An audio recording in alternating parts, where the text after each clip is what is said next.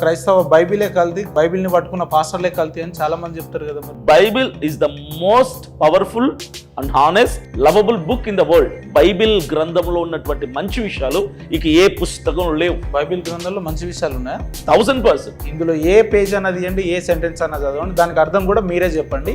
Lord కూతుర్లకు చేయటానికి మగవారు ఎవరు లేక తమ తండ్రికి ద్రాక్ష సారా తాగించి అతనితోనే ఇద్దరు కూతుళ్ళు ఒకరి తర్వాత ఒకరు చేస్తారు.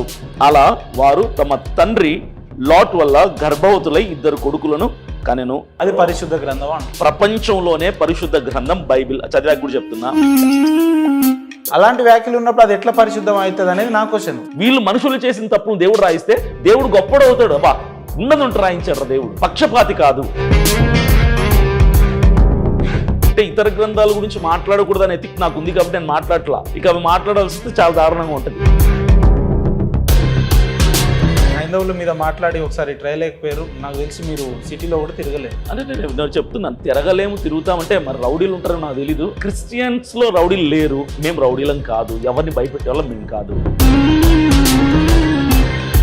క్రిస్టియన్స్ లో బెదిరించే వాళ్ళు రౌడీస్ గుండాలు లేరు. ఒకవేళ ఉంటే వాళ్ళు పాస్టర్లు కాదు, క్రైస్తవులు కూడా కాదంటారు.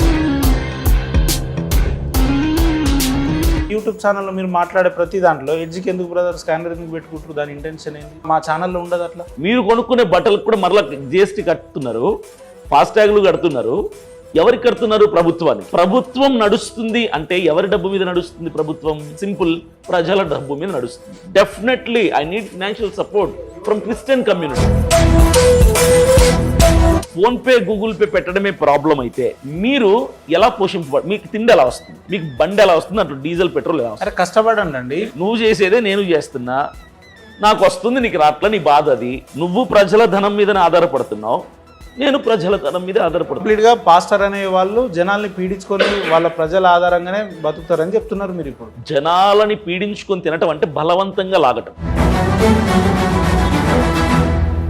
బైబిల్ వెనకేసుకొని ఎన్ని 100 కోట్లు సంపాదించారు, ఎన్ని కోట్లు సంపాదించారు? ఇప్పుడు 100 కోట్లు సంపాదిస్తే ఇలా ఎందుకుంటాను? నా స్థాయి వేరే లెవెల్లో ఉండేది. డబ్బు ఎవరికైనా పేదవాడికి, అవసరంలో ఉన్నవాడికి ఇచ్చినప్పుడు వచ్చే ఆనందం ఎక్కువ. అంటే అజయ్ బాబు గారు జైలుకి వెళ్ళిన తర్వాత మర్చిపోయారు ఆయన అందరూ. ఆయన కూడా కూల్ అయిపోయిండు, క్షమాపణ అడిగేసిండు, మీరేదో ఇంటర్వ్యూ కూడా చిన్నపాటి చేసి అంత అయిపోయింది. ఆయన పని కొలాప్స్ అయిపోయింది అంటున్నారు. సింహం ఒక 2 అడుగులు వెనక్కేసిందంటే భయపడిందనో తిరిగి వెళ్ళిపోతుందనో కాదు. ఇప్పుడు అజయ్ బాబు గారు సింహం అంట. చెప్తున్నా, దాని విధానం, దాని స్వభావం చెప్తున్నా. తగ్గాడు అంటే అర్థం ఏంటంటే ఏదో ప్రిపేర్ అవుతున్నాడు బరిలో దిగటానికి, ఇంకా 4 అడుగులు ముందుకు రావడానికి. ఇప్పుడు నాలో మిస్టేక్ ఉంది, క్షమించండి, నేను ఇంకా ఆ తప్పు చేయనంటే ధైర్యవంతుడి లక్షణం అది. మీరు ఎన్నేళ్లుగా పాస్టర్ గా చెలమని అవుతున్నారన్నా? నేను నాకు ఊహ తెలిసినప్పటి నుంచి మా డాడీ పాస్టర్, ఆయన ఆధ్వర్యంలోనే పెరిగా. నేను నా వ్యక్తిగతంగా 2018 నుంచి సేవలో ఉన్నా. మా నాన్న పాస్టర్ కాబట్టి నేను పాస్టర్ అవ్వాల, సినిమా ఫీల్డ్కి వెళ్ళిపోయాను. సినీ ఫీల్డ్ నుంచి 2017లో బయటకు వచ్చా. 2018 నుంచి నేను పాస్టర్గా చలామణి అవుతున్నా.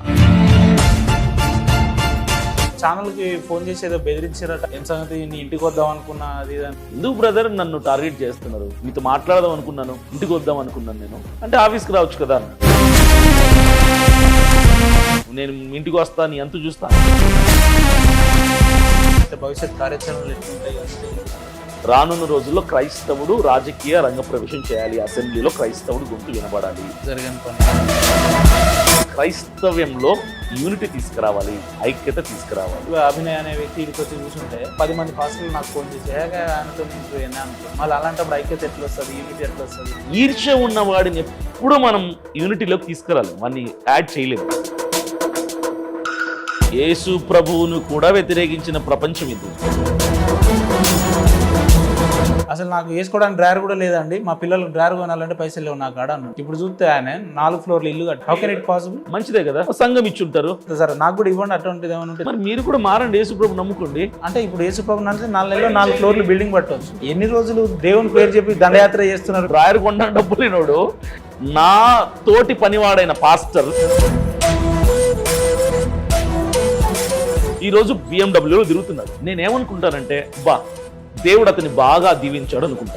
తప్పు అరే నీ అమ్మ వీనికి ఫోన్ పే చేసే వాళ్ళు చాలా మంది ఉన్నారు అనుకుంటారు. అది మీ ఇన్నర్ ఫీలింగ్. అది నాది మంచి మనసు కాబట్టి నేను ఏమనుకుంటా అంటే, కష్టపడ్డాడు, సంఘాన్ని కట్టుకున్నాడు. జనము ఈయన మాటలకి బాగా అట్రాక్ట్ అవుతున్నారు.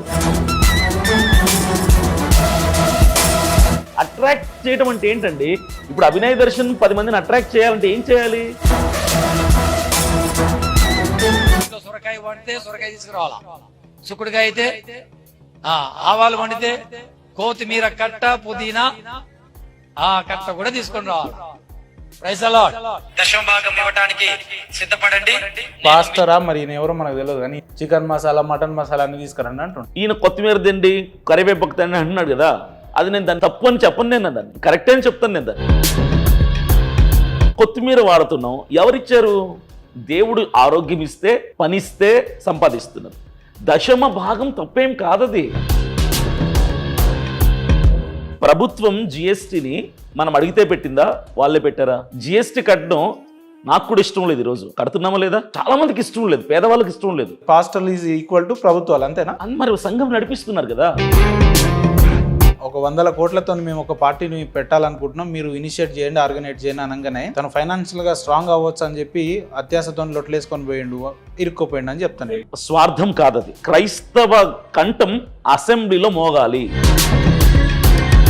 ముస్లింలకి కష్టం వస్తే వాయిస్ ఓవైసీ అసదుద్దీన్ వినపడుతుంది, క్రైస్తవుని కూడా అసెంబ్లీకి పంపించాలి అన్నటువంటి పోరాటం మాది. మరి దానికి మా దగ్గర నిధులు లేవు.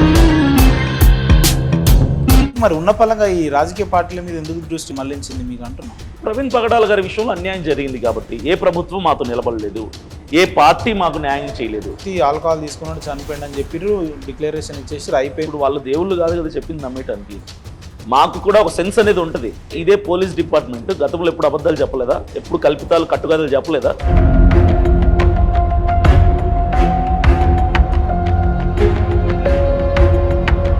అమెరికాకి వెళ్ళి తాగుతాడు, నోవోటెల్లో కూర్చొని తాగుతాడు, విజయవాడలో ఇన్నోటెల్లో కూర్చొని తాగుతాడు, రోడ్డు మీద తాగుతూ కింద పడుతూ లేస్తూ తాగడం ఏంటి? ఎవడు తాగడట్లా. అందుకు నేను ఆయన కాదంటాను. నేను అక్కడ పాస్టర్లు మందు తాగుతారా? తాగకూడదు. మందు తాగుతారా? తాగకూడదు. నా వైన్ షాప్లు ఉంటే ఒక హాఫ్ బాటిల్ తీసుకురండి, మీరేమన్నా నేను టెస్ట్ చేస్తా.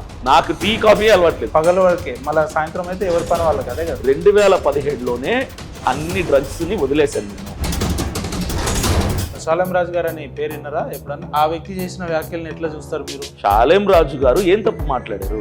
వినేవాడికి అవగాహన లోపం ద్వారా షాలేం రాజు గారు అపార్థమయ్యారు తప్ప ఆయన తప్పు మాట్లాడలేదు. అర్ధరాత్రి 12-1 గంటల టైంలో హిజ్రాస్ ఉంటారు చాలా మంది, మల్లెపూలు పెట్టుకొని 10 మూరలు 5 మూరలు పెట్టుకుని రోడ్ల మీద ఉంటారు. వాళ్ళు మనం ఏమంటాం? చూడంగానే ఎలా మన మైండ్ ఎలా వెళ్తుంది? ఏమంటాం? మల్లెపూలు పెట్టుకుని ఒక స్త్రీ కానీ ఒక హిజ్రా కానీ కనపడితే మనం ఏమనుకుంటాం? ఆ వర్డ్ అయితే మీరు బ్యాక్ స్టెప్ తీసుకోవాలి. ఎందుకు తీసుకోవాలి? కరెక్ట్ కాదు. ఎందుకు తీసుకోవాలి? ఇప్పుడు అయితే కరెక్ట్ కాదు. నేను చెప్తున్నాను, హైందవ సమాజం దాన్ని యాక్సెప్ట్ చేయదు. బైబిల్ పుట్టక ముందు మా విశ్వాసాలు లేవా? సృష్టిని కలగ చేసిన దేవుడు ఒక్కడే. ఆ దేవుడు యేసుక్రీస్తు. ఎట్లా పుట్టిండు? ఒక స్త్రీ గర్భమున పుట్టాడు. ఎట్లా? స్త్రీ గర్భమున. ఎవరు ఆ స్త్రీ? మరియమ్మ. గర్భవతి ఎట్లా అయ్యారు అంటున్నా? పరిశుద్ధాత్మ ద్వారా, పరిశుద్ధాత్మ అనే ఒక శక్తి ద్వారా ఆవిడ అంటే పురుషుని కలయిక లేకుండా ఆవిడ గర్భవతి అయింది. సాధ్యమా? మీరు అడిగే ప్రశ్న ఎంత చిన్నపిల్లల్లాగా ఉందంటే, ఇప్పుడు దేవుడు అనే వాడికి పురుషుని కలయిక లేకుండా బిడ్డలను పుట్టించడం సాధ్యమా అంటే ఆయన దేవుడు బేసికల్లీ గెలాక్సీ అంతా కూడా శూన్యంలోనే ఉంది కదా, దానికి బేస్ ప్లాట్ఫామ్ పునాది లేదు. అంత సాధ్యమైన దేవుడికి ఒక సామాన్య స్త్రీని పురుషుని కలయిక లేకుండా గర్భవతిని చేయడం సాధ్యం కాదా?